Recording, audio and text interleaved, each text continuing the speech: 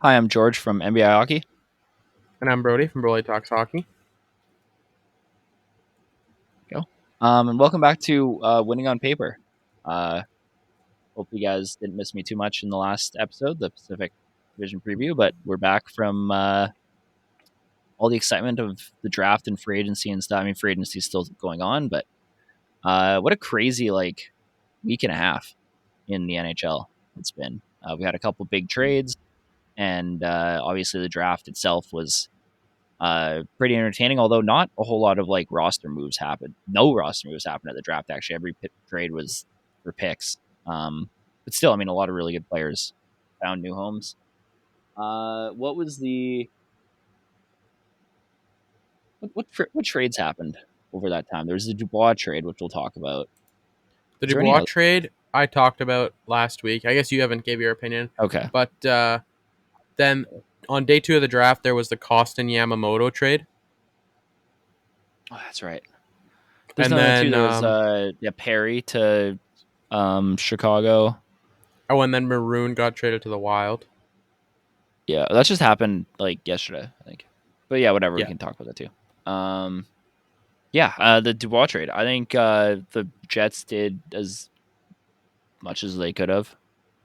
Yeah. In that, their hands were kind of tied. I think ideally they would have wanted to get more than what Mm-hmm. they did, but uh, yeah, I mean there wasn't. I feel like the market wasn't as high as people wanted it to be. Obviously, even teams that were interested, like we heard the Rangers were interested, but the Jets would have to take back a lot more salary in that deal.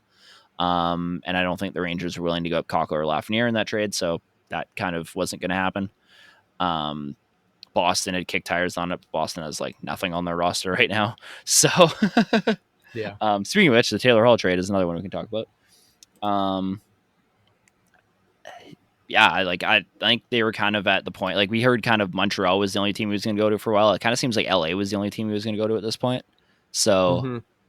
Yeah. I think they did fine. I like the play. I like Velarde. I like Follow. I think both are going to fit in really well as middle six forwards for the Jets.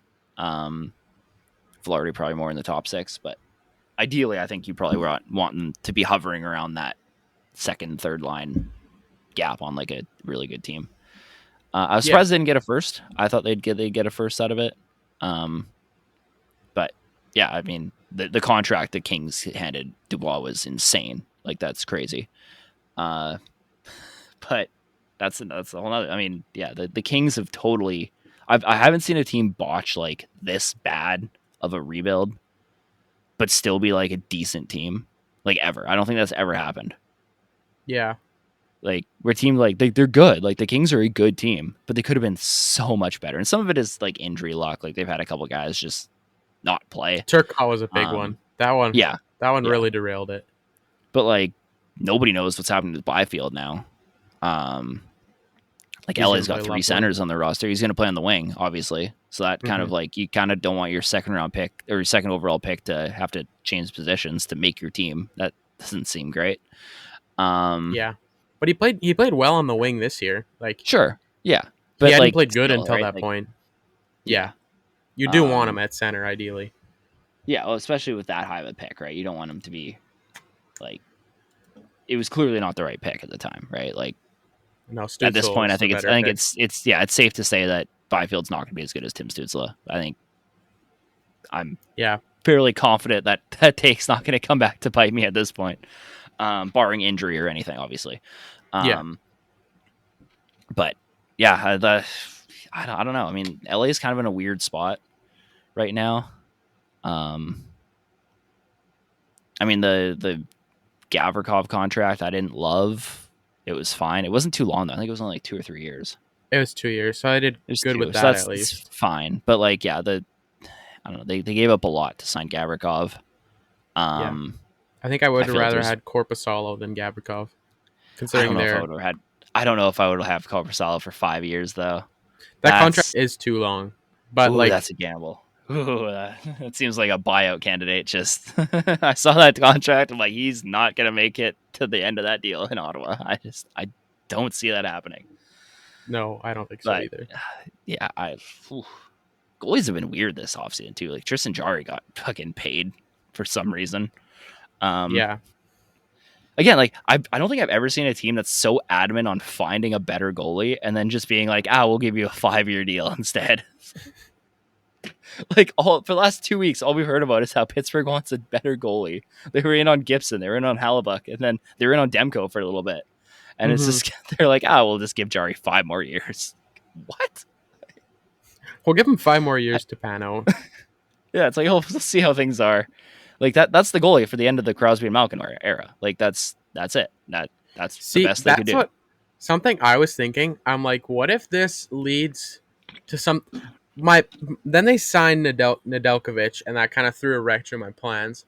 Yeah, I'm like, what if Pittsburgh is preparing to trade Jarry to Winnipeg since he has term? That's what I immediately thought. I'm like, okay, maybe they're trading him to Winnipeg, packaging him with, I don't know who you package him with. Maybe I'm not even sure, because you can't take too much off the roster, and you need the cap to come back. You need at least a mil back. Granlund? The Jets are not taking Granlund. They'd have to move one of those Petrie, maybe. They'd have to move one of those contracts. Yeah. To make it work, right? Yeah. Like they could eat a bit. They could eat like a mil off the Granlund deal or whatever. Because it's only got 2 years left, so it's not like it's that big of a thing. But they'd have to send money back, or Petrie, whatever, right? Like they could eat some money off of that, whatever. I mean, they still have to move Petrie out, right? Like that's gonna happen, maybe. Probably. Because Graves got paid too. That was oh man, I don't know what.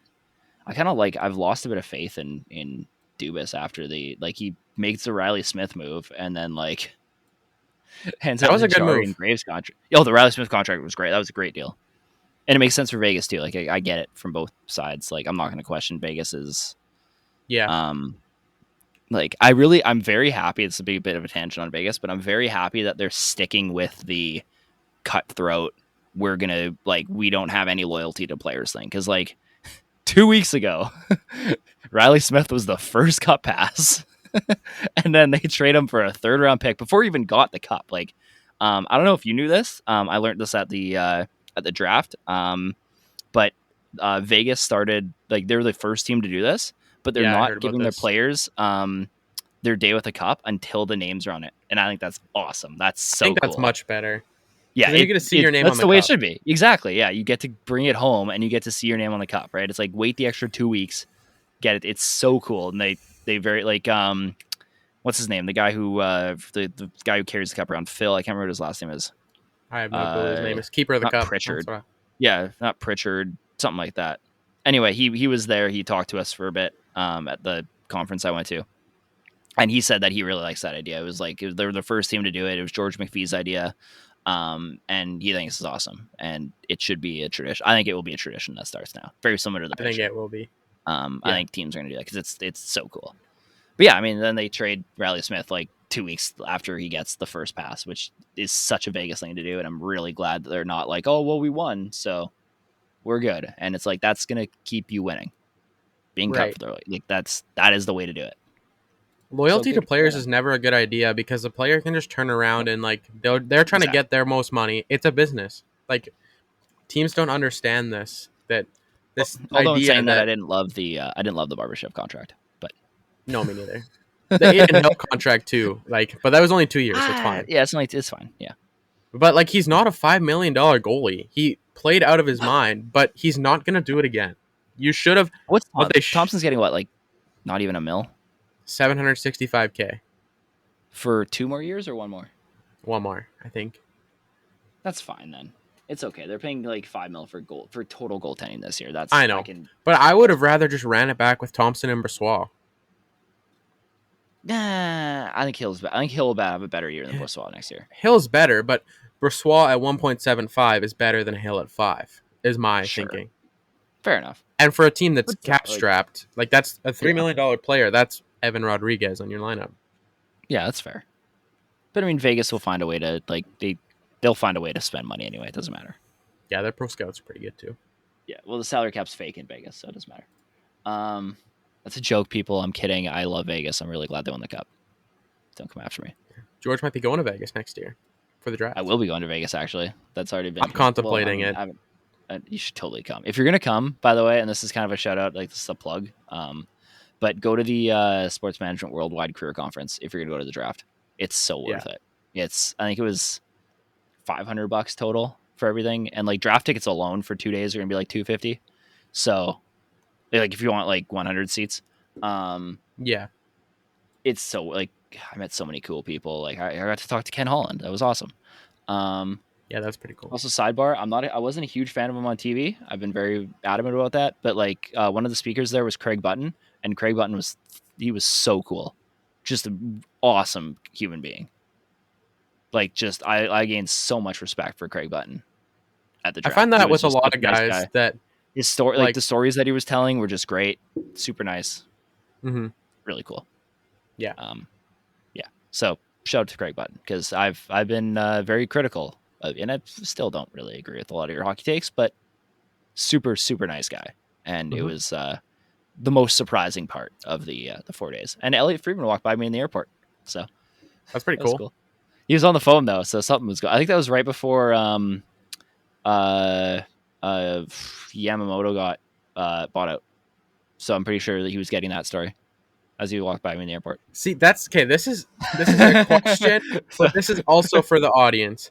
So when when a trade breaker or a insider is, I've always thought it's a team source texting it to them, leaking it out.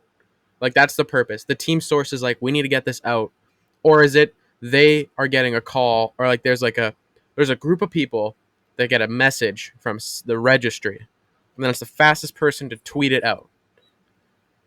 See, like I've always wondered how that works. I Like, think how are they getting this info? It depends. I think the first person gets it from a team source because they're the first person to break it. Like it's an insider thing. And then every news media gets it from registry. So it becomes official once that gets sent out. But the first person to break it, or the first couple people to break it, are getting it from like an internal source. So it's not actually confirmed at that time, which is why sometimes you get, I don't know if you remember I think it was Aaron Ward broke the Ginlet of Boston trade like 2 years before it happened.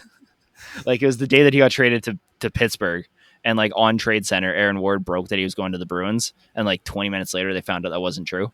And I think that's because he got it from a source inside of either Pittsburgh or inside of either Calgary or Boston. And the trade just fell through. And then Sometimes that happens if they get leaked too early. That's like some GMs are like, okay, if this gets leaks, we're not doing it because some gentleman that happened thing. With the Parise trade to the Islanders a couple years ago, where like it was leaked that was happening, and then Lou Lamoriello just like canceled it. He's like, "No, I'm not doing it." It was the Ladd Parise deal. Parise? Yeah, the Andrew Ladd Zach Parise trade. I really wish that worked out, dude. That would save me so much stress. Because we wouldn't have 14 million dead cap this year. Just I guess Ladd would be on LTIR, so that's fine. That got like cut like immediately because Lou didn't like the fact that his source got leaked. Speaking of Lou Lamoriello, he was handing out 7-year contracts like fucking Oprah on July 1st. You get a 7-year contract. You get a 7-year contract. He walks into Lane and Lambert's office. You want a 7-year contract? Like, I'll give it to you. I'm on a roll right now. Didn't get a 7-year contract. Was it Mayfield, Sorokin, and Sorokin got 8, right? Sorokin got 8. You can't give him a contract at 42. That's obviously stupid. Give it to him until he's 39. That's less stupid in Lou's mind. Yeah, and Sorokin signed till he's 34. Yep. All right. I see. This is something that's changing in my hockey philosophy, like my hockey team building philosophy. It used to be, if you're getting a goalie for $8, it's got to be one of the top 3. But now it's like, I'd rather have 2 $4 million solid goalies than a $8 million elite goalie. Yes, I agree. Because you're not playing. Well, first of all, goalies play like 50 games now anyway. So like, yeah, the workhorse era is pretty much dead. Yeah. You just knocked even like the better goalies, right? Like they're not playing like a ton of games. So unless you're like Connor Hellebuyck. Well, yeah, but they also like David the Jets are incompetent at finding a backup. So that's they got Swan now, Cup champion. Same with the Rangers and Shesterkin, right? They just can't find him a backup, so it's fine. Maybe Jonathan Quick. Maybe that's the answer. Um, yeah, it's just like I'm kind of with you on that because like you can also spend like if you spend 8 million on goaltending, right? Like you have other money. Like that's 2 or 3 mil that you're spending on a backup that you don't have to spend anymore. Yeah. And like goalies are so random. You can just like rinse, repeat goal. Like Aiden Hill just won the Stanley Cup. So like, All you got to like do it's here's this tip. I want mm-hmm, this to be clipped. This is going to be put everywhere on all yeah, the media. mm-hmm, This is my advice to NHL GMs. yeah, Just some 18-year-old kid doesn't even work in hockey, sure. accounting Well, you're student. a This coach. That's fine. Yeah, it's a coach, minor hockey. Close enough. Yeah. Okay, so when you're looking for goalies, Mm-hmm. look for someone who has a very strong trait in a certain area. If it's puck handling, if it's mobility, if it's flexibility, those are the guys who, if they aren't performing now, they will. Like if you look at Aiden Hill, one of the best puck moving goalies that I've ever seen. Like he is a phenomenal puck mover. UC Saros changed the game of hockey, of Yes. goaltending. Connor Hellebuck revolutionized goaltending as well. Mm-hmm. That's a minor detail, the Connor Hellebuck revolution, because he's like, well, I don't want to bend down that far and put my stick on the ice. But if you look at goalies who are elite in a certain trait, that's what you want. And like something I've been talking about with people lately is goaltenders have become the running backs of football. A Yeah. goaltender used to be the quarterback, but now it's the running back. You don't want to give a goalie that huge second contract after their ELC because that is stupid. And Yes. pretty much anybody can do it. Well, not anybody, but any goalie could just go on a hot streak. So Yeah. If you put a good just like team in around it, like football, if you give a yeah, there running back a is great O line, he's going to put up yards. exactly, and that's the same thing with hockey systems. But there is the Yeah. exception to the rule. Like there is the Derrick Henrys out there. There's the Christian McCaffreys. Like there's Sure. that. But that's the same thing in hockey. There's a couple goalies who are the exception to the rule, but the rule Yeah. still is do not give a goalie a big second contract because it will never work out good if it's above north of 6 mil. That's just a Yeah. random number, but I think Here's a that's a question for you. fair. I have a question for you. Okay. Outside of Andre Vasilevsky, who's extremely underpaid, because of the tax and everything, when was Yeah. the last time a top five goalie won the Stanley Cup? Um, Jonathan Playing like a Quick? top five goalie, or Yes. was a top five goalie at the time. Top five goalie at the time. Like Okay. consensus top five goalie, not like somebody who went on a hot streak. Because like Jordan Bennington would be on that Jordan list, but Bennington wouldn't count then. Okay. yeah, that doesn't count. The last I'd guy say would be Jonathan Quick in Jonathan Quick. 2012. 2012 Jonathan Quick. That's my pick. Crawford was pretty hot, top five at a I while don't there. know if I'd say top five. Okay, we'll give it to Quick. The last time it's happened is Quick. Quick's Wait, the consensus, like 2012 yeah. Jonathan Quick. 11 years No, ago. Braden Holtby's not consensus top five either. He was out of his mind though. No. Yeah, he had a good playoff run. But I mean like total like regular season, like basically like what like Igor Shesterkin is right now. Like he's a top five goalie. Like Right. Hellebuck, Sorokin, Saros, like that kind of like the like 3 years consistently the best goalie in the league. I think it's Yeah. Jonathan Quick 2012. That's the last time. Yeah. And something that furthers my point from before, Mm-hmm. if you look at each of the last cup winners, they've had that certain trait. Like Braden Holtby, he is famous for his vision because I think he had 2 or 3 laser eye surgeries to improve his vision. Mm-hmm. Like he took it seriously. Yeah. I'm trying to think of other goalies before that. Quick's athleticism was the thing. Like when I was growing up, I was an 04 kid. So like when it was 2012, I would have been 8, and watching these Jonathan Quick clips, not realizing that Incredible. Jonathan Quick, he is a great goalie, but there's a reason he's out of position so much, and has to be that he has Same to with rely Tim on Thomas is the same thing Yes, Tim Thomas too. in Boston. Yeah. But yeah, that's the end of my rant on goaltenders as running backs. Here's one more thing. I'm gonna add one more thing to the whole running back goaltender thing because I think this is fun. Okay. Since 2016, since last time Corey Crawford won a Stanley Cup, because again, Corey Crawford was getting paid like $5 million. So like I don't know if that even counts, but like these are the goalies that have won a Stanley Cup. Matt Murray won 2, coming from the nowhere. AHL goalie gets called up, has a good run, right? twice. He did it twice. I mean, Fleury split half those, but Matt Murray was without Matt Murray, they did not win the Stanley Cup either of those 2 years.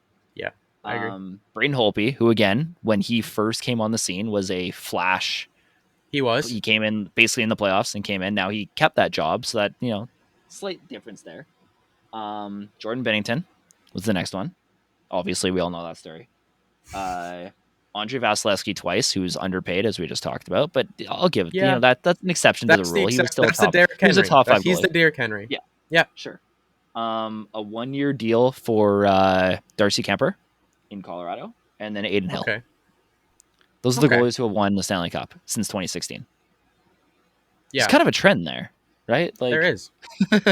you don't need to pay the 8. None of those goalies outside of Vasilevsky had the 8-year deal. I'm pretty sure Holtby's was like 4 when they won the cup. Like he was on like a 4 or 5-year contract at the most. And Holtby's contract wasn't even unreasonable at that time. I think it was like 4. It was like $5 million. So it wasn't crazy.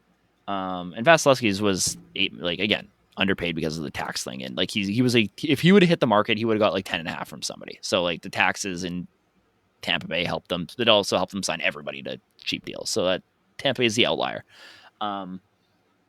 But especially for the teams who need that kind of thing. And then, of course, then you get like kind of the dynasty goalies. You have Quick and Tim Thomas, who, again, didn't break out until he was like 30.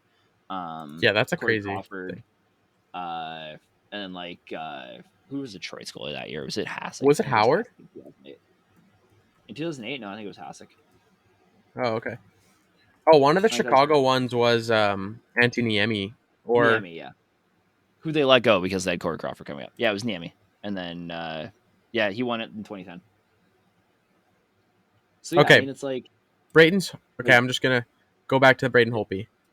Mm-hmm. His contract was an arbitration contract, so I think that's an important detail.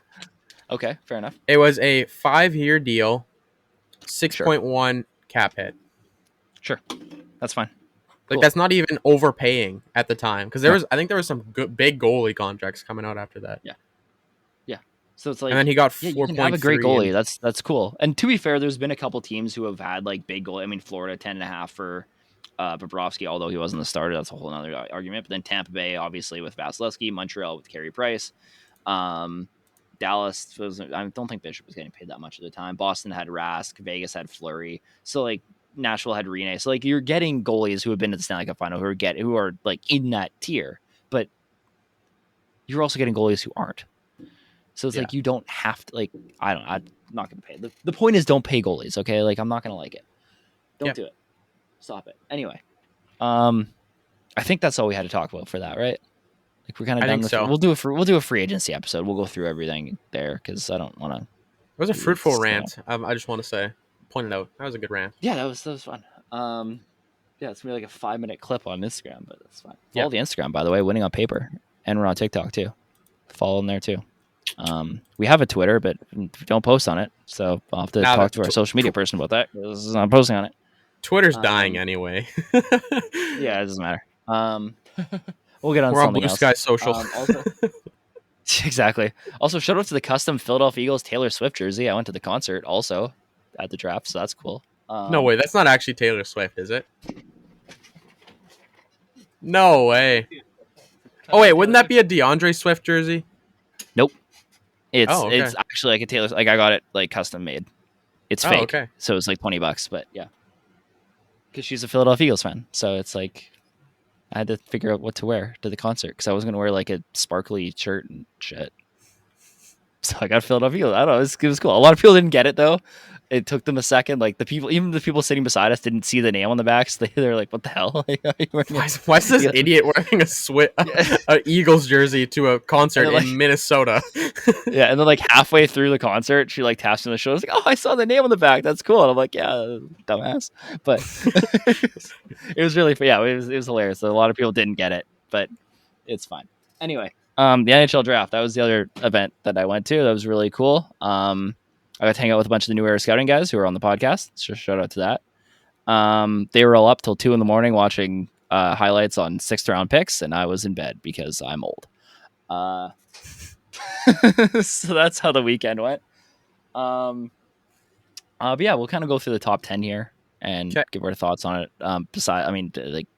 we're not going to talk about Connor Bedard. We've done that for everybody's talked about Connor Bedard. He went number 1.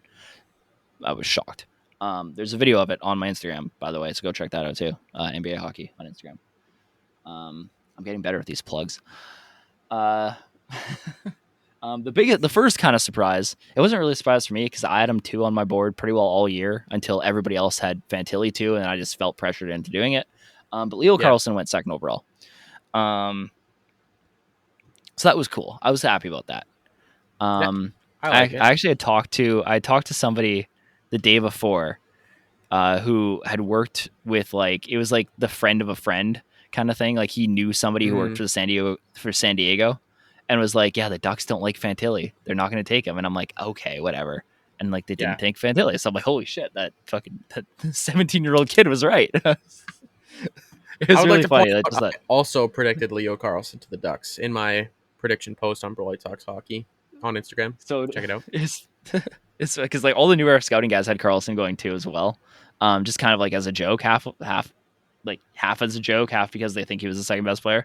And like they've telling people the whole time, like the day before, like the conference, and everybody's like, yeah, whatever, like it's fine. And like it happened, and then everybody's like looking for us in our seats, like, holy shit, you guys called it. But no, I like the fit. I think Leo Carlsson's a great player. I've been super high on him pretty well his entire draft year. Back when he was like ranked like 6th, I was like, no, this guy rocks. He's like a top 3 player in this draft.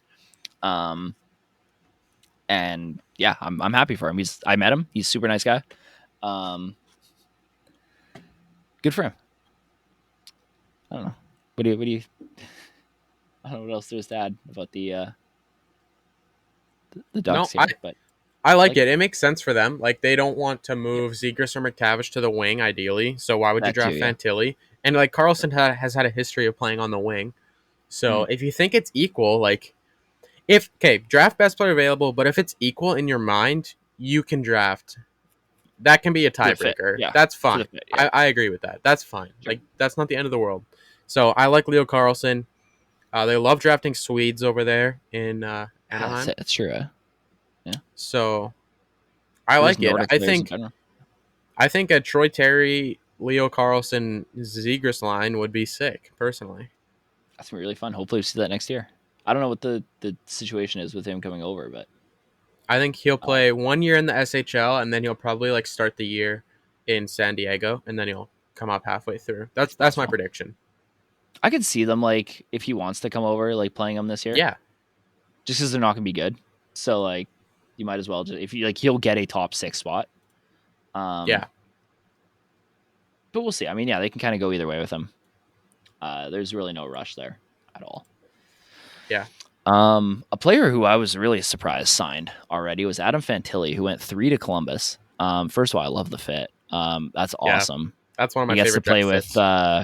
He has to play with who's the other player from Michigan that's on Columbus? Brindley? No. Well, yeah. Johnson? Johnson, thank you. And Werenski. Yeah, but like he played with Johnson. I love this fit. He wanted to go to Columbus, obviously, because he former teammate, which is hilarious. But like somebody pointed this out to me. It's like Adam Fantilli said that like his ideal destination was Columbus, and like, but he went to Michigan. Like that's University of Ohio territory. that's your rival. Why do you want to go there? It's the last place you should want to spend the next 10 years of your career. But no, but I like, again, they like the fit works. He has a teammate there. He has 2 teammates there now. I think Columbus won. I think Columbus hands down won the draft. I don't think it's close. I think the Blue Jackets nailed they pretty well nailed every pick.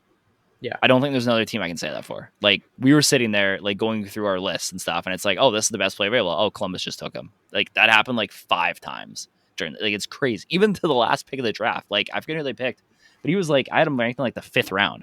Like, whoever they traded up. Yes. Like, he's good. And, like, the thing about that trade that was interesting, and this was kind of, it didn't hit me until after, like, they traded for the final pick of the draft. So, unless they win the cup next year, they traded a better pick to get him. Which I get, it's a 7th round pick, right? Like, who cares? But still, like, that means something, right? That's still the value there, right? They gave up value. They they knew going in that they are going to get a worse, like they lost the trade immediately the second it happened. But they wanted Petal so bad that they did it, and I think they were absolutely right to do so because I think he rocks. So yeah, like they killed it. Columbus did fantastic all around. But I love the Fantilli fit here. It's gonna be really cool. And I was just surprised he signed. That's usually NCAA players will wait, at least if they're gonna sign this year, they'll wait till the end of the season and get their full year of college in and then eat a year of their ELC, but kind of do two birds with one stone. But no, it's exciting. That really tells me that he does genuinely want to be in Columbus because he is giving away his final year of college to do so. Yeah. So, and I think it's important to note, like, I feel like it's different for Canadian college players. That's something I've noticed. Like, Canadian college players are much more not eager, but much more willing to give up that year of university. And like Fantilli clearly sees that he has that number one center spot locked in. Oh, he's day one. I think he's already the best center on the roster. There's no way he's battling Boone Jenner for the first line center spot. He's the best center in Columbus. Yeah. So yeah, and I mean that's kind of what like Karlsson doesn't really have in Anaheim. Like he doesn't have that guaranteed first line spot. No. Right out the gate, he probably he will be. Right. But he doesn't have it like right now. But yeah, like Adam Fantilli is clearly the best center on the roster. Like it's not even close. Yeah. So that's cool. I mean, yeah, it's gonna be really fun. I'm really excited to watch Columbus. I think Columbus is gonna be so much fun. They're gonna be fun to watch for sure. I'm a huge Mike Babcock fan. I always have been. I think he's one of the smartest people in hockey tactically. He's gonna have so much talent to coach coming up, and I mean we've seen what he's done with a ton of talent. He's won Stanley Cups. He's won gold medals. So I think it's gonna be fun. I love the fit with Babcock. I get all the other like noise, but I think he was kind of given a like as much as that sucked. Everything in Toronto and with the end of his career of Detroit, I think a lot of it got lumped in with because it all came out like a week after the Bill Peters thing happened, and everything kind of got lumped together. So I think if any of those like if he's the one guy in that whole situation that I think deserved to get another shot at this, and I'm glad he's getting it, and he's getting it in a market that's not going to be like super high pressure either. So probably the lowest that's gonna help. Pressure market in the NHL. Well, maybe not. Probably it's one of them. I mean, well, Arizona, but you know, yeah, the lowest pressure market with that can sell out like 15,000 seats consistently. Yeah. Will Smith went forward to San Jose. It's predictable, I guess. I don't know. It's not fine. Surprised. I like it. Yeah, it's good value at the spot. Like I had Will Smith at. Well, I would have had rather had Zach Benson actually, but like I understand you're taking a center. Like it's. I had Smith 4. It's good. Whatever. Yeah. Then we get to Montreal, which has a whole bunch of other shit that we're not going to cover. Obviously, don't like bully David Reinbacher on Instagram. Like, don't do that. I shouldn't have to say that, but like, come on, it's not his fault. I disagree with the pick. I'm a Canadiens fan. I didn't like the pick. I'm not gonna go on like fucking DMs and like trash him. Like, it's not his fault. I'd be trashing Ken Hughes. Oh yeah, but I'm not gonna personally attack Ken Hughes either. Like, just it's hockey, guys. Come on. Like, it's fine. Like, David Reinbacher's a good player. He's going to be a really, really good second pair defenseman. He's really good in transition. He's going to work really well. Him and Cole Caulfield are going to be so much fun. I'm really excited for that. I hope they play him with Lane Hudson. He talked about it today. He played with him today in development camp. And he said he has the potential to be like Cale Makar. And I'm like, yeah, that rocks. Like, he's a good player. He's not Mitchkov. I get it. But, like, Reinbacher's a good player. He is. He's not 5th overall caliber, but he's a good player. Of course not. No. I mean, yeah, it was a reach. But again, like, I'd mentioned this too with like a lot of people were like, well, if Detroit wanted Anaheim wanted Karlsson, they should have traded down. It's like, well, but if they trade down with anybody other than Columbus, they're not going to get him because Columbus is going to take him at 3. If he's Columbus gone. was leaning Smith, apparently, I've heard. Yeah, but like I'm not like even if you do that, like who are you going to trade? Like if you don't trade with San Jose, then like you're not going to get him, right? Like And same thing with Montreal. Like if Montreal traded down, if they wanted Reinbacher, that was their guy.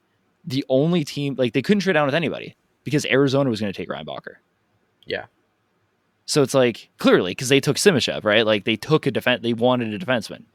So like Montreal's kind of stuck. It's like people are hating on Montreal too much, considering that like Simashev, I love Simashev, but he's equally a reach considering Michkov was there. I think he's like, more of I a reach, understand, to be honest. there's no way that Michkov was going to Arizona, and he told him that. But yeah. I'd rather have Ryan Leonard. I'd rather have Dvorsky. I'd rather have Benson. Well, but yeah, more Benson, obviously. Yeah.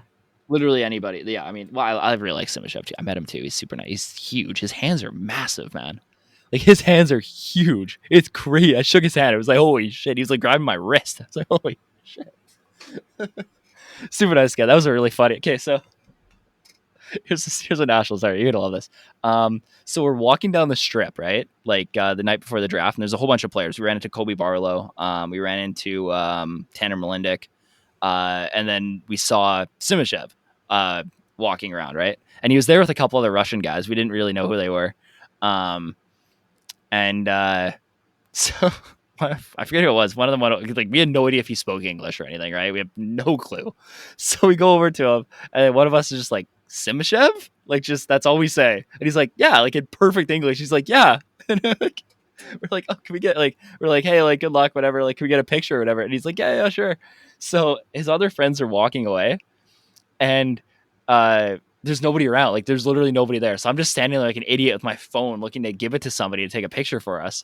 And then, so he calls to one of them, and then, so the guy comes back, takes the picture for us. So we walk away, and we're all just walking around. We're like, was that Mukanov that took the picture for us? And no way. We're like, yeah, it was. And we're like, we completely stonewalled him. We didn't say a thing to him. We just gotta let take a picture with you guys too. He just gets snubbed. Oh no. So no way. It was so funny. We're like walking back because he's like Mookie, and we're like, and we looked it up after, like, holy shit, that was Mukanov. And we just didn't care. We just did not talk to him. There was another guy. I forget who the other guy was too. We figured out who that was too. But he like walked away right away. Like they weren't even stopping. But yeah, like Mukanov came back, took the picture for us, and then left. And we didn't say a word. We like did not care. So anyway, when he got drafted, our whole we cheered like crazy when he got drafted because he deserved it. He was a super cool guy.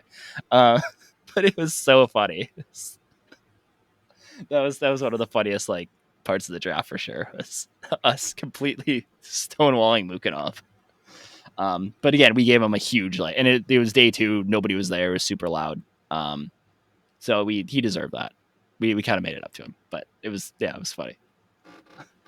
Anyway, Simashev, huge, massive dude. I'm excited for him in the NHL, and Arizona's like entire draft of 6'7" players. So that's cool. And Russians. Yeah, that tall, too. Hey, tall Russians. Yeah, for a draft. And Daniil Boo and Simashev are like best buddies apparently. Like he was doing an interview with the like Sportsnet had a panel there. I think it was Colby Armstrong and then a woman, but I can't remember her name. And then they were talking, and they were live reacting to the Coyotes' next pick, and they're like, the girl's like, who would you want them to draft? He's like, well, my buddy Daniil Boo. Like that's what he said. And then it gets called, and it's Boo, and he's going crazy. And I'm like, this is awesome. Unreal. Like that's awesome. I don't care if Boo's really cool. A reach because like that's just so cool. Like I know they should have taken Benson, obviously. Yeah, like Benson's the next pick, but it's so cool that you're taking his buddy. I think it's cool. Yeah. Well, that's what Montreal did too with Masser and Slav. Yeah, so that was cool. But Misar was a steal. Like I had him 20th, and he went 28th. Like that's a good pick. Well, I mean, Brad Lambert was sitting there, so I was upset. Yeah, but you're still getting value. That's fair. Then the Canadians just drafted everybody's brother this year. That was hilarious. There was 3. There's Middlestat, Harris, and Jack-Eye. Those are the three brothers, and 3 goalies. I mean, their first 2 picks in the draft, I like Reinbacher, and I love Jacob Fowler. Like that's a good pick. And then, but other than that, kind of fell. The Jack-Eye pick wasn't bad value, actually. He went like the 4th round. That's fine. But it's not the end of the world. It's just like, stop taking people's brothers. Yeah. Goodness. Yeah, it was like literally every pick. They just ran out of like they just looked up names they recognized. So that was Simashev. Michkov went to Philly at 7, which is really cool. I'm a big fan of that. Philly's like Mm-hmm. the perfect team. They're very similar to like San Jose, and that's why I thought San Jose was gonna be a really good fit because they're like 4 years away from being good anyway, so they Yeah. can just kind of like hang out and wait. Um, Also for a draft where people were like very worried about Russians not coming over, the fact that 2 Russians went in the top 7, it's kind of like all of a sudden people didn't care about it with Simashev. Nobody's worried about him not coming over. He's got a Yeah. contract in Russia right now. Like whatever. It's just yeah, whatever. I like the fit though. I think it's fun. I Who like knows what their team? Michkov. Yeah. Like I don't know where he's gonna. I don't know who he's gonna be playing with. I couldn't tell you. I have no idea. But Cutter Gauthier.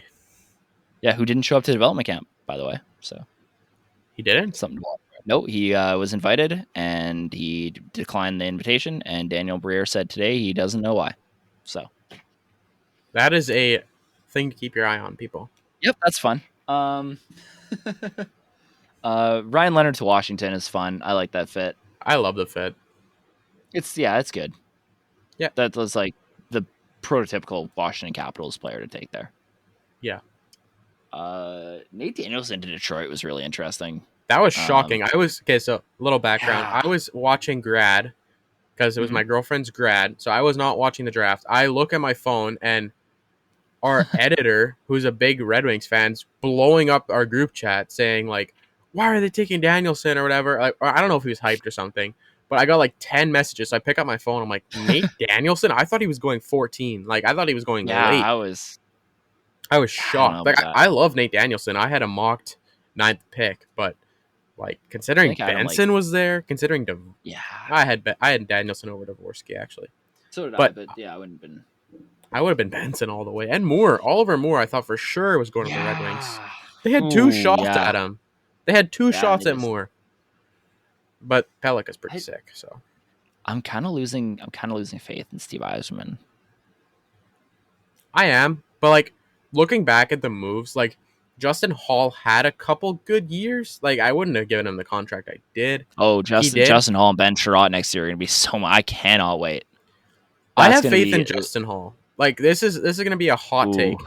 This is gonna be a hot take that might bite me. But I think playing in a Toronto market is not easy on a player. I think he's going to have a decent year. He's not going to be worth his contract, but I don't think he's a that's the problem, replacement level defenseman. No, neither do I. I think he's fine, but he's not a top 4 replacement level kind of player. He's a fine, he's a good third pairing defenseman. Yeah, I agree. 5'6" guy. Yeah, he's not worth an guy. insane contract they gave him. Yeah. Neither is JT Compher. That contract was equally, might even be worse, honestly. Especially considering you have Andrew Kopp at $5 million already, and JT Compher is just Andrew Kopp again. Also, neither Compher or Kopp should be in your top 6 if you're going to be competing for a Stanley Cup. And neither should be making $5 million. And yeah, you're paying $10 million to what would essentially be third liners on a cup team. Yeah. Or at worst, the 6th best forward on your team. Okay, I get it. JT Compher played a lot of time in Colorado's top 6 because Colorado was loaded. Okay, like leave me alone. It is different. Also, Lehkonen was better, so he was the at best 7th best forward on that team. Yeah, probably 8th. So especially considering Rodriguez was there too. Yeah, I don't care about the Lions. He was not one of their 6 best forwards, is what I mean. Yeah. Andrew Kopp shouldn't be. Yeah, it's just like what are they doing? And then they sign who's the goalie they signed? They signed some weird goalie. They signed Lyon and they signed somebody else. Reimer. Right, yeah. Especially considering they have Ville Husso already. 7 goalies? And you drafted Sebastian Cossa in the first round above Jesper Wallstedt. We drafted a goalie in this round, in the second round here too. What are they taking in the second round? They drafted a goalie in the second round. Augustine? Yes. I like Augustine. He was my highest ranked goalie, actually. But yeah, but sure, but why? Why do you need 7 goalies? Well, obviously, because Augustine committed to Michigan State duh. Sure. I mean, yeah, Augustine's a good, like, whatever, that's fine. But, like, Yeah, I know. But considering you have Sebastian Cossa, you already Ville have Kosa. Husso, and Ville Husso's to a 5-year deal too. Like their Yeah. goalie depth chart is just Oh. crazy. Like I'm looking on Cap Friendly right now. Oh. You have Husso, Reimer, Lyon, and I don't think Lyons is not a 2-way, so he's waivers eligible. Yeah, he was not going to get, I'm not worried about him getting claimed. That's fine. And then you have Sebastian Cossa, and that's it. But still, and this Who, like, should get a Augustine shot at guy. playing this year.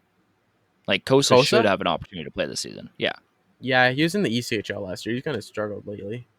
Yeah. But, like, they should, like, I don't know. Like, he should get a look.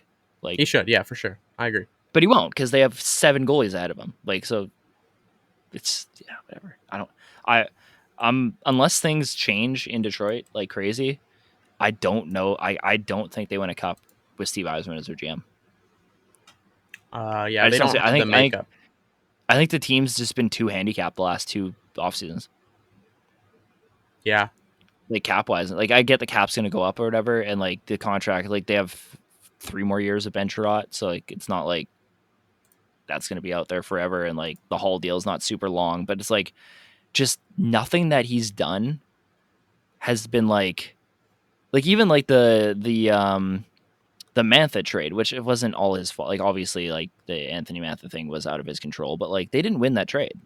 Like everybody said that was like the greatest move that he made, and like they lost that trade. Like Mantha's no longer on the team, and like it's just like nothing that he's done really in Detroit besides like Raymond and Sider, obviously, have been. Those are good picks.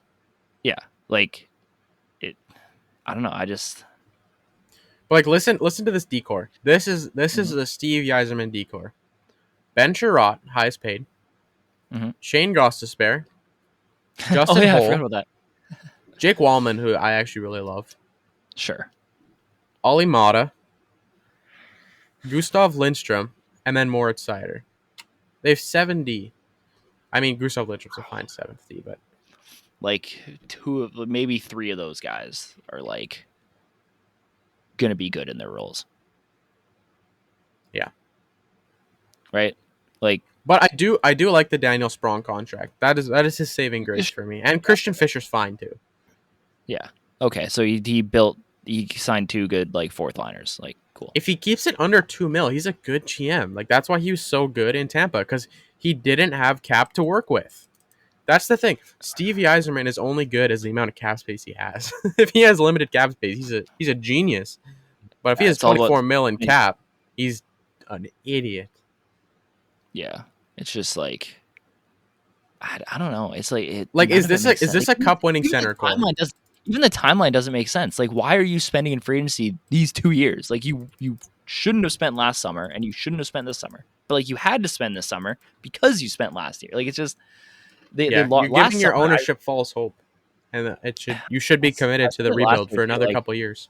Yeah, they should have weaponized their cap space in a different way last year. They should have taken on bad contracts. They should have got more picks, more young players, and then attacked free agency. But maybe not this year, because this year's class kind of sucked. But the year like next season is when you start kind of like weaponize. Like, imagine if they had the caps. Imagine if they didn't have last summer, and then they were able to swoop in and get like Taylor Hall for super cheap. This year, that would have been smart. Yeah. Like, you know what I mean? Like, if they would have had the money, right? Like, you don't spend like crazy in free agency last season, and you just kind of stay the course, then it's like opportunities like that are going to come, right? Like, obviously you couldn't predict Taylor Hall specifically, but there's going to be good teams like that are going to, like, Ross Colton was gone for nothing. Like, Riley Smith was given up for nothing. Like, you could get these guys if you know how to weaponize your cap space and know the timeline of your team. And Steve Yzerman just didn't do that. Like, he was not able to do that. And it's like, when did he come in to the Tampa Bay rebuild? Like, were they already like kind of turning the corner? I'll check his elite prospects page. Because I'm kind of interested. Because like, I'm pretty sure they were like, because they were kind of like up and down, like for a couple years, for a while there. I don't know if that was like when he was there, or if that was right before he got there. Because like they never bottomed out with him. He was the GM in 2010. He took over.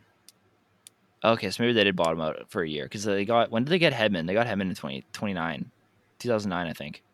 Yeah. Yeah, okay, so he wasn't there Stemco's for that. 08, and then Hedman. Yeah. He And then did they kind of draft started it, like, Vasilevsky that was ninth, right? and Kucherov. Didn't he trade? He traded up for the Vasilevsky pick, though. I think. Yeah, and he traded up Yeah. for the point pick. Yes. He So has yeah, been like a he's never good been at like, drafting. That's for yeah, sure. sure, but like he's never been. But again, I don't know if that's him or the scouts because Tampa's done a pretty good job drafting after he left too. Yeah, their head scout is pretty good, and apparently he So like again, got like I don't know fired if or that's quit. if that. Yeah, I don't know what that was weird. Like right out like the day after the draft. That's a little hilarious. Even Yeah, he had like 3 picks to work with. I guess he did a bad enough job that they let him go. But like that's like I don't know. It's just I don't get it. I don't know. I think well, regardless, I think Steve Eisenman's super overrated at this point. Like anybody who yeah. has him as like a top five, I wouldn't put him in the top five for GMs right now. I can't. McFarland won probably. Sure. Waddell is up there. I maybe put Waddell, Waddell one. Francis. I'd have Francis in my top 5. I think I need to see another he year. hasn't I had need to enough see. I time. need. That's true. Yeah, I need another year of Seattle. Same with Hackstall. Like I'm not off the Dave Hackstall isn't a good head coach thing yet. Like give me another year. Do it again. Yeah. Um. Kelly McCrimmon is he in your top 5? Oh, probably yeah. Yeah. Because he's been a really good Although GM. I think that like a lot of it's still George McPhee. George McPhee, but like that duo is like they've pretty well done. Like they've been phenomenal for 6 years. Like they really, I can't really think like the only move they screwed up on like objectively is the Tatar trade, and that Tatar really trade. didn't hurt them very much. No, because they Like still Tatar was I still guess the serviceable. Pacioretty trade wasn't very good either, but like Yeah, but I think that's an injury thing a lot of too. that had to They do with kind the of knew injuries out too. there. Yeah, because Pacioretty would have been really good. So like that's at the same time they should have like they should have just traded Cody Glass instead of Nick Suzuki. Like that was on them. Yeah, But whatever, I mean, whatever, that's fine. Like it's still, I mean, they won a cup after it, so it doesn't really matter. yeah, So yeah, I'd put them. I kind of put them together though. Like I don't give it credit to like Kelly specifically, but right. I'm trying to think of other GMs. Like Yeah, it's hard to think of guys you'd put. Bill Zito's job in Florida is it's probably more top 15 than top 5. yeah, I don't know. It's kind of Definitely not overrated. Jim Treliving. Mills a little overrated. Jim Nill is. He won GM of the year though. Tom Fitzgerald is Yeah, okay. definitely in the top 5. I think like I he's not technically the GM anymore, but like I don't know if like I don't know if I'd put him ahead of Yzerman, but I think I trust Dubas more than Yzerman, if that makes sense. Like I don't know Yeah, if I'd say he's a better GM, but I trust him more with Pittsburgh over the next 5 years than I trust Yzerman in Detroit. I can agree with that. Even though I've disagreed with like a lot that Dubas has done in the last like week, but like yeah, I want to see what Dubas does without handcuffs on, because Shanahan had the handcuffs on him. Would you say he still has a little bit though? Slight. Like there is pressure to win. Like obviously this. Oh yeah, but like he's able to do what he wants. Oh okay, yeah, okay. Like he's not. It's not like I want to keep Jared McCann and then oh no, we're gonna trade for him and then expose him in free agency. That was just Shanahan move, and it was stupid. So now he's able to do whatever he wants. And like yeah, it's been a little iffy in the offseason, but Pittsburgh's kind of in a weird spot too. So I can't fully blame him. And who knows what ownership's doing? I'm not gonna make excuses for Dubas, but like Yeah, I did enough of that in Toronto. This is his time. But like it is a weird situation in Pittsburgh because you kind of have to win now, but you also have nothing to build for in the future right now. So yeah. I don't know if like as much as I haven't liked his drafting, Kent Hughes has done really good asset management in his 2 years in Montreal. His Like drafting has been horrible, but I do yeah, like his asset like management. Yes. the asset management's been phenomenal in Montreal. Like it's been really good. Everything that he's done like trade wise and stuff, like he's pretty well won every trade that he's been a part of. Even like the Edmondson trade, I feel like they probably could have got more for, especially eating half his salary. But still, I mean, you're getting for a guy you're not going to re-sign a third and a seventh, whatever. But like, yeah, the asset management's been really good there. Even the drafting's not been great, but like I still think like the prospect pool there is like stupid deep. So who knows? Yeah. But like Rob Blake's somebody I would have had up there, but no. Again, the last 2 years have been really bad in LA. So this was something that I've talked about lately. Like they've actually done Mhm. they've done a good job at drafting, considering who we liked at the time. But their development has Mhm. not been great. Like if you look at guys that they've Who's this for? successfully brought up, LA. Like Oh yeah, considering all the ammo they had to work with, and like they had such a deep class, like Akil Thomas, Aiden Dudas, like we all love those guys. Like we thought they were gonna be. yeah. Like I know, Well, even obviously you even miss. Byfield, I loved. Like, I I was love huge. Byfield too. I think I'd Yeah, Byfield too for sure. I had two. I had him too as well. But yeah, like they just have done a pretty bad job at developing.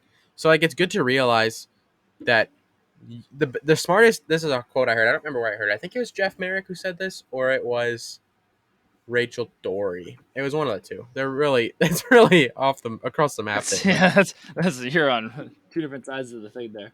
yeah, he or she said the Mhm. smartest teams trade their prospects early. Yeah.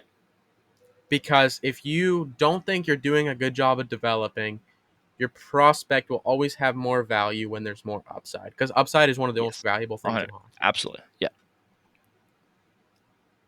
I'd Like probably put Kevin Adams ahead of Steve Eisman, by the way. that's why I was big on the Jets should have traded Christian Vesalainen after they drafted him the year after because his value was so high and people wanted him. I had Yeah. always said Vesalainen for Tolvanen 1-for-1, please. Yeah. That'd been great. Vesalainen's in the Liga or the cage or the SHL, and Tolvanen is a consistent producer for the Kraken on this third line. Yeah. Really could have got him on waivers too, but that's one other thing. I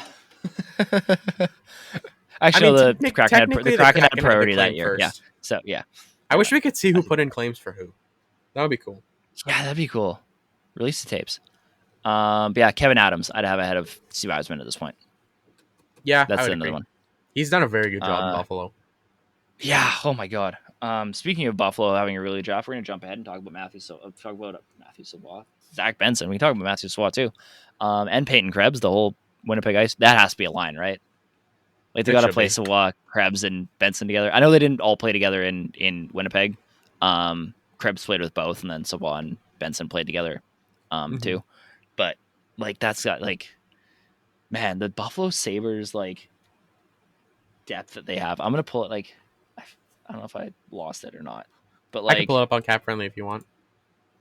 no, I got the actual like line. One of my cousins texted me the like the breakdown. Yeah, here it is. Tuck, Thompson, Cousins, Krebs, Savoie, Benson, Paterka, Middlestat, Quinn. Oh, key, and that's without Whew. a big guy yet that I'm forgetting his name of. Like he's huge, like a huge prospect that I'm Austin. forgetting. Yuri Kulich and Yuri Cool. Yeah, Kulich. cool. Austin. Like, oh my god. Like Isaac the only Rosen, thing, Alexander and they have Kizikov. Oh my yeah. goodness. They Oh, already have key. power. They have power and Darlene. They have Levi. They have Uka. Oh Like they my need one more defenseman. They goodness. need a good second pair defenseman. That's it. Samuelson's fine, but like I Clifton's don't like not. Samuelson very much. I'm You don't not a like big Samuelson? Samuelson guy. You Nah, know what I get him out of wanted here. them to do? I wanted them to trade for Sanheim. I thought that would have been Oh, a great fit. yeah, but the contract's kind of too long. It They're is, yeah. just getting out of the bad contracts. I don't know. I don't love the Samuelson deal. Not How at much all. But how like much of this is Sam Ventura? I know like drafting you can't really credit to Sam Ventura, but it's like their probably both. I overall mean, moves. they've been. I mean, to be fair, like some of these guys dropped to them, like Savoie dropped to them, Benson dropped to them. But it's like But like that's good credit yeah, for they've knowing been that you should take them because 12 other yeah, teams were stupid enough to not pick Benson yeah, and 10 were stupid enough to not take Savoy. yeah. Like Or no, for a Savoy went team 9th, that so 8. yeah, same thing, whatever. Yeah, and even like I gave them shit for taking Quinn over Rossi, but like it's kind of worked out. Yeah. I Like mean, imagine if they took where are we? imagine if they took Perfetti though. Yeah, Oh like my. even then, I'd go Eh, Perfetti, Quinn, Rossi right now if I had to order those three, and I don't think the gap's that big between Quinn and Perfetti at this point. Rossi's hard to judge, but I would agree with you. But the biggest thing Yeah, is like that he's had so much, not even like hockey injuries, but health problems just that help. it's Yeah, like so it's he's not got a all lot on him. to Like recover. So like I yeah, think this but year like is the true it looks a lot test. better. Yeah, this year Yeah, is the true test for Rossi. This is my final straw for yeah. Marco Rossi. I want to see if Kevin Adams can go, because now he's in the position that Steve Yzerman was in last summer, right? Like he's in that, and they haven't done anything yet. They didn't spend any money yet. Well, not Well, like they signed Clifton or whatever. Like they haven't handcuffed themselves yet. Let's put yeah. it that way. Okay, I can agree with Like that. this offseason and next offseason are going to be huge, because if they can stay the course and just let this core come up, like we're gonna be talking about Buffalo, New Jersey, Eastern Conference Finals for the next 10 years. Yeah. Like that. Plus, Again, something barring that's injury, so but like, crazy is they have all of their draft picks, every single yeah, one except the fifth yes, next year. yeah, which whatever. And like the That's Skinner fine. contract's almost done. They got out of that. Remember when everybody said that contract was going to handcuff this team forever? Well, it didn't, because honestly, I think they could even trade Skinner at this point. I think he has enough value. They could eat like 30% of that deal and trade him somewhere. Skinner's obviously like, Like, I'd say he's worth $7 million. I'd pay Skinner $7 million. yeah, yeah, he's had a really good 2 years. Like They Skinner won't, because he's Thompson, awesome. yeah. Like Skinner and Thompson have worked really well. So like they have like 20 million cap space. They don't need to move anybody. And Like, like this is overrated for players, but like he's a funny guy. Like I don't know if you've seen like the yeah, videos where like he does like in the yeah, no, locker he's room. hilarious. He's Yeah, a hilarious guy. yeah, like yeah, no, Yeah. it's like Buffalo's in such a good spot, but Kevin Adams has to ace the next like year and a half. Yes. I think they should sign Patrick Kane. I'm down for that, as long As as it's long like as a it's a 2 or 3 year 2 year. deal. Yep. Yeah, I could do 3. I could talk myself into 3 at like 6.5. Like they Problem have is the you only have money. $5 million cap. Yeah, but the Skinner, how much does Skinner's got? What, 2 years left? 3 years left? 4 years left. Oh, okay, whatever. And he's Yeah, okay, 31. maybe, yeah, okay, 2 years. 2 years at 6 mil for Kane. I could get behind that, and then whatever, Yeah. you move some money around, you make it work, and that's kind of like your guy you're bringing in. He's got the cup experience. Him and Tage Thompson and Jeff Skinner together would be awesome. That'd be so much fun. It's kind of that leadership guy you can bring in. You can kind of give him some stability. He's close to home. Like it makes, as long as it's a 2 or I'm okay. Like I could talk myself into 3 years, nothing more than that. No, 4 years and I'm mad at Four is Kevin yeah, I'm out. Adams. I'm out. Even 3, I'm a little uncomfortable with, but 2 is good. Yeah. 1 would be great, because then you could just have him for like 6 months and then trade him at the deadline. But Yeah. but yeah, it would sell a lot of jerseys. It would get hype around the team. You'd kind of win the market back, and it would be the kind of that low risk, like super high potential for It's a not just marketing yeah. contract too. Like But you're I think he'd paying also for the help. image. Yeah, oh for sure. But he'd help the young kids too, and I think that's really important as well. I think so too. And like one thing that's underrated about Kevin Adams is like he's bringing back these legacy guys like Kyle Okposo and Yeah. Jurgensen's, but it's a 1 year deal. Like that's the It's important super thing. cheap, yeah. Like it's like he can just keep re-upping him at a year, and like as long as once he's bad, you let him go, and like that's the Yeah. Well, smartest thing in Calabos is NHL. kind of bad, but Yeah. he's the captain. I get it. Whatever, it's fine. Yeah, 2.5 mil is not horrible for this team. No, it's a 1 year deal. I don't care, but like it's fine. Yeah, like they're in a really interesting position. I still think they need a good second. I kind of wanted Severson to go there too. I think that would have been a fun fit. I think they're about like a year too early to get Severson, but Yeah. like it's kind of like what the Devils did with Hamilton, where it's like this guy is going to work, and we're just gonna do it a year early. They could have done that with Severson. They didn't. They still need to find that third best defenseman on the team. And if they can get that figured out, like this team, like they're going to be like even if like let's say 4 of their prospects flop, right? That we just listed off, they still have a top 9 completely built. Yeah. Right? Like even if 4 guys don't work out, their entire like basically the majority of their top 9 is they still have like 7 great prospects coming up. Yeah, Like that's it's insane. crazy. Yeah, it's wild. I don't know how they're gonna fit everybody under the cap, but that's not my problem. Yeah, again, you can never have too many good players. Like that's right. That's a good problem to have. Trying to figure out how to fit all those players under the cap is a much better position than not having them. Yeah. Was there anybody else you want to talk about in the draft? I guess. Should we just keep it to round 1, or should we go past that?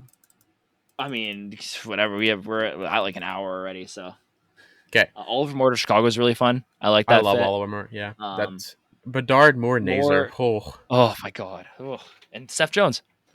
And Seth Jones. NHL All-Star Seth Jones. Kevin Korchinski.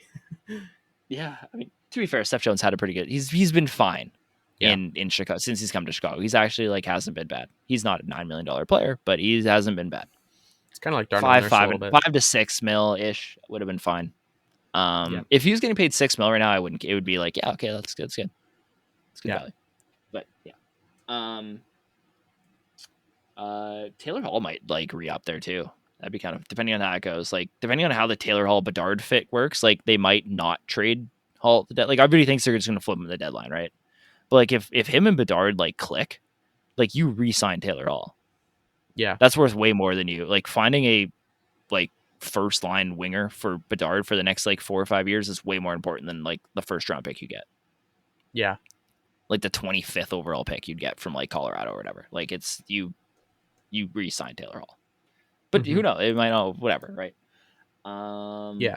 I loved Gabe Perreault to the Rangers. Like they have done a horrible job of drafting, and this was a nice pick, nice pick there.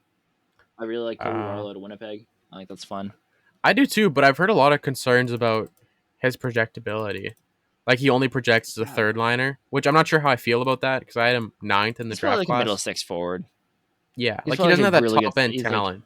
But no, he's super nice though. He like we met him too. Super nice guy. He actually asked us if we wanted to get a picture with him, like not like in a dick way, but like he's like we just said like, oh hi, like good luck at the draft tomorrow, and we're gonna like walk away. He's like, oh, do you guys want to get a picture or something? And it was like we weren't gonna like bother him. Dude, if I okay, this is a promise. If I go to Vegas next year, I'm bringing Sharpies with me, and I'm gonna get. Well, we didn't think we were gonna beat everybody, right? It was just kind of right. Like... yeah. Buy one of the draft hats. Like if you can get a generic draft hat and like just get as many signatures as you can. Like that would be so cool. Sick. That's what one of the guys bought like a draft. He bought like one of the white draft t-shirts, like, and he had it on him like when we were there. Whatever, it was a waste of time. I did not think about that, but yeah, I'm definitely gonna do that next year. That'd be cool. Andrew Crystal to the Capitals. I love that. Yeah, that's a good pick. Brindley to the Jackets. That's another good one. That's a great one. Yeah, that's just another one of the Columbus getting the best player available like way later than they should have. Dragicevic to the Kraken. You think Gauthier to Tampa Bay is really good too. Talking about Tampa Bay's drafting, that was a great I like pick. that one too. Yeah. Dragicevic is a good pick. Crystal to Washington's great. Riley Heidt to the Wild at the end of the second. I like. Oh, that was such a steal. Yeah. Jaden Sachin to Carolina. Yeah. We predicted Jaden Perron to Carolina on the podcast, so we did. We thought it was going to be in the first round, but they did it in the third round. So hey, yeah. It's a win. And my third favorite draft prospect went to Columbus, which is good. William Whitelaw. I loved William Whitelaw. That was such a good pick too. Oh my god. Oh my, it was so good. Like Columbus aced the draft. Columbus is A+. Like they literally did not miss a pick. They hit every single. It's insane. I've never seen something like even last year too. Like they killed last year's draft too. Yeah, it's like Gavin McCarthy to Buffalo is good. I like that fit. That's fun.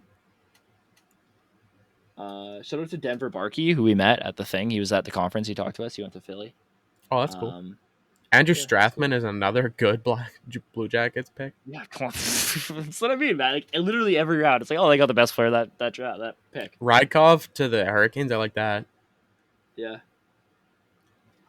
Where's my boy Mukanov? Timur Mukanov was top of round 5, I think, or end of round 5. Yeah, it was in round 5. I'm pretty sure. Oh no, it was round 6. The third pick in round 6, Timur Mukanov. Oh, that's right. That's crazy value. Right. Yeah, that was good. Thomas Milik to Winnipeg's fun too. I think that's interesting. I don't know what Milik's projectability is because he's 20 already. He's 2-year overager. But he had a really, really good season this year. Everywhere. So. And shout out to Winnipeg for having back-to-back World Junior starters for Team Canada. They're gonna have one this year too. Yeah, there you go. So yeah, that's an interesting player there. And this is gonna be a little biased, but Connor Levis in the 7th round, I like that value. Yeah, that's a good pick. Yeah, I don't know if there's anybody else here that really stands out to me in the late. No, rounds. I think that's it. Matthew Mania maybe in the 5th round. That was a good pick. Yeah, the Aiden Fink pick by Nashville in the 7th round was really cool. It was the Predators. It was they traded for the pick. It was a super cool moment. I don't know if this was on TV, but I want to highlight it really quick before we end. Obviously, it was David Poile's last day as GM of the Predators. The whole first round, everybody was doing stuff to him. But in the 7th round, he made a trade with Tom Fitzgerald and New Jersey. And Tom Fitzgerald was the first ever captain of the Predators. So obviously, like somebody that David Poile knew from like day one, that was like his guy. It was the final trade that David Poile ever made. It was with the first ever captain of the Predators, and he took Andrew Fink, Aiden Fink, who was a pretty good pick. But it was a really cool moment. He got a standing ovation from everybody at the draft. So yeah, it was a good send off for David Poile, and I think it's really cool that he was able to make the trade with somebody who meant so much to him when he started his career in Nashville. So yeah, that was That is cool. really nice way to end the draft. Was the Aiden Fink trade, and then of course Tyler Peddle getting taken by Columbus, and him being there at the draft was also really cool because a lot of those guys in the 7th round weren't, and he was obviously supposed to go higher than the 7th round. And him being there with like he had his family and his like grandma and stuff there and stuff too, so they showed him, and he was super happy that he got picked. And that's cool. I heard a story. There was a reporter. Yeah, there was a reporter there, and like he just finished talking to like some team scout getting invited to a development camp. Yeah, like an invite, and then like they saw that he got picked, and then like they were like done talking to him. And, like that, I think that's so cool. Like you think you're gonna be like battling for a spot, but now you get drafted, and like you have that's so cool. Yeah, potential to have 3 years guaranteed. That's awesome.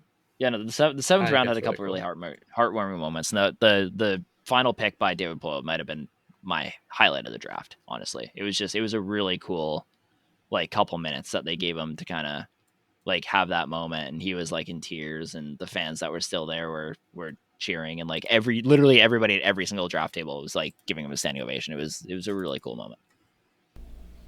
Yeah, but that's all we got for you guys for today. Thank you guys for listening to the podcast. Make sure you follow both me and Brody on Instagram. Make sure you follow the podcast on Instagram and TikTok and Twitter. Rate and review on Apple. I don't know if you can do that on Spotify, but if you can, do that too. Thank you guys for listening, and we'll see you guys in the next one.